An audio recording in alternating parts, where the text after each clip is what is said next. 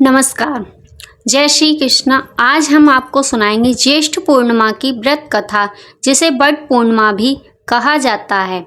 श्री हरि से प्रार्थना है कि इस कथा को सुनने वाले अपने भक्तों की सभी मनोकामनाओं को पूरा करें। ज्येष्ठ पूर्णिमा को बट सावित्री पूर्णिमा भी कहा जाता है। बट पूर्णिमा का व्रत हर साल ज्येष्ठ माह के शुक्ल पक्ष की पूर्णिमा तिथि को किया जाता है। बट पूर्णिमा के दिन भगवान विष्णु, माता लक्ष्मी और देवी सावित्री की पूजा की जाती है। यह पूर्णिमा हिंदू धर्म में बहुत महत्वपूर्ण मानी जाती है, क्योंकि इस दिन सुहागिन महिलाएं अपने पति की लंबी उम्र के लिए व्रत रखती हैं और बट वृक्ष की पूजा करती हैं और साथ ही अपने और अपने पति के जीवन में सुख समृद्धि की कामना करती हैं। इस दिन बट वृक्ष के साथ साथ बेल के पेड़ की भी पूजा करना शुभ माना जाता है। मान्यता है कि बट वृक्ष में त्रिदेव ब्रह्मा, विष्णु और महेश का वास होता है, इसलिए इसकी पूजा की जाए तो तीनों देवों की कृपा एक साथ बरसती है। पश्चिम भारत में यह व्रत ज्येष्ठ पूर्णिमा के दिन रखा जाता है और उत्तरी भारत में ज्येष्ठ अमावस्या को बट सावित्री व्रत रखा जाता है। आइए सुनते हैं बट पूर्णिमा की व्रत कथा। भद्र देश के एक राजा थे जिनका नाम अश्वपति था। भद्र देश के राजा अश्वपति के कोई संतान नहीं थे। उन्होंने संतान की प्राप्ति के लिए मंत्र उच्चारण के साथ प्रतिदिन 1,00,000 आहुतियाँ दी थीं। 18 वर्षों तक यह क्रम जारी रहा। इसके बाद सावित्री देवी ने प्रकट होकर वर दिया कि राजन, तुझे एक तेजस्वी कन्या पैदा होगी। सावित्री देवी की कृपा से जन्म लेने के कारण कन्या का नाम सावित्री रखा गया।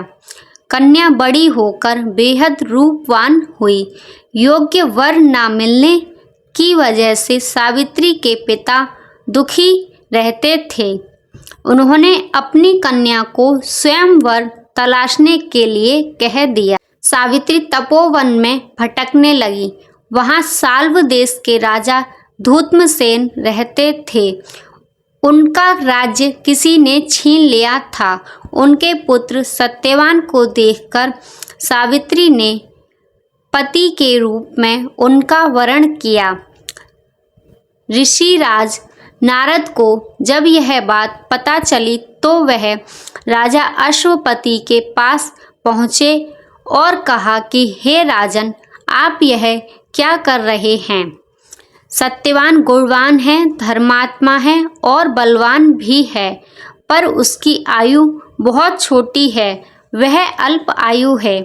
1 वर्ष के बाद उसकी मृत्यु हो जाएगी। ऋषिराज नारद की बात सुनकर राजा अश्वपति घोर चिंता में डूब गए। सावित्री ने उनसे कारण पूछा तो राजा ने कहा, पुत्री, तुमने जिस राजकुमार को अपने वर के रूप में चुना है वह अल्प आयु है। तुम्हें किसी और को अपना जीवन साथी बनाना चाहिए। इस पर सावित्री ने कहा कि हे पिताजी, आर्य कन्याएं अपने पति का एक बार ही वरण करती हैं। राजा एक ही बार आज्ञा देता है और पंडित एक ही बार प्रतिज्ञा करते हैं और कन्यादान भी एक ही बार किया जाता है। सावित्री हठ करने लगी और बोली, मैं सत्यवान से ही विवाह करूंगी। राजा अश्वपति ने सावित्री का विवाह सत्यवान से कर दिया। सावित्री अपने ससुराल पहुंचते ही सास ससुर की सेवा करने लगी। समय बीतता चला गया। नारद मुनि ने सावित्री को सत्यवान की मृत्यु के दिन के बारे में बता दिया। वह दिन जैसे जैसे करीब आने लगा, सावित्री चिंतित होने लगी। सावित्री ने 3 दिन पहले से ही उपवास शुरू कर दिया। नारद मुनि द्वारा कथित निश्चित तिथि पर सावित्री ने पितरों का पूजन किया। हर दिन की तरह सत्यवान उस दिन भी लकड़ी काटने जंगल गए। साथ में सावित्री भी गई।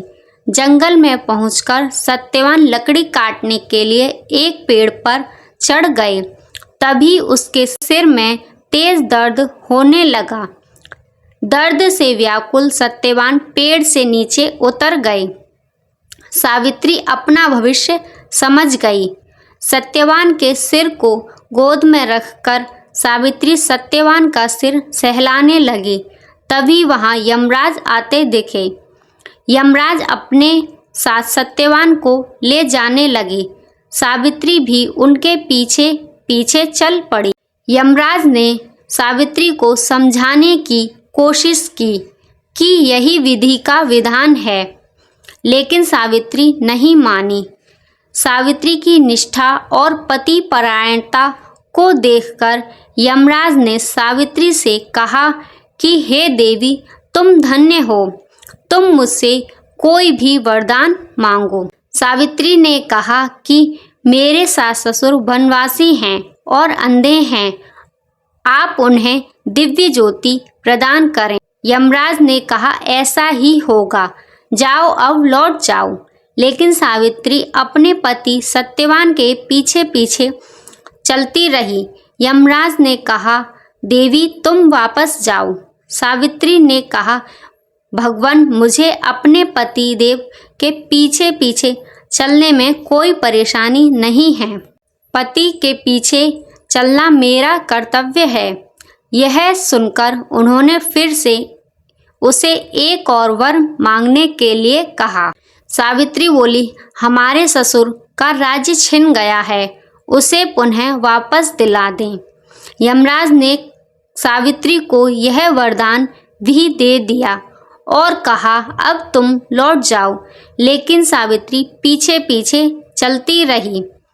यमराज ने सावित्री को तीसरा वरदान मांगने को कहा। इस पर सावित्री ने 100 संतानों और सौभाग्य का वरदान मांगा। यमराज ने इसका भी वरदान दे दिया। यमराज ने इसका वरदान भी सावित्री को दे दिया। सावित्री ने यमराज से कहा कि प्रभु, मैं एक पतिव्रता पत्नी हूँ और आपने मुझे पुत्रवती होने का आशीर्वाद दिया है। यह सुनकर यमराज को सत्यवान के प्राण छोड़ने पड़े। यमराज अंतर्ध्यान हो गए और सावित्री उसी बट वृक्ष के पास आ गई जहाँ उसके पति का मृत शरीर पड़ा था। सत्यवान जीवित हो गया और दोनों खुशी खुशी अपने घर की ओर चल पड़े। दोनों जब घर पहुँचे तो देखा कि माता पिता को दिव्य ज्योति प्राप्त हो गई। इस प्रकार सावित्री सत्यवान दीर्घ काल तक राज्य का सुख भोगते रहे। बट सावित्री व्रत करने से और इस कथा को सुनने से उपवासक के वैवाहिक जीवन या जीवन साथी की आयु पर किसी प्रकार का कोई संकट आया भी हो तो वह टल जाता है। इसीलिए इस दिन महिलाएं अपने परिवार और जीवन साथी की दीर्घ आयु की कामना करते हुए बट वृक्ष को भोग अर्पण करती हैं, उस पर धागा लपेटकर वृक्ष की पूजा करती हैं।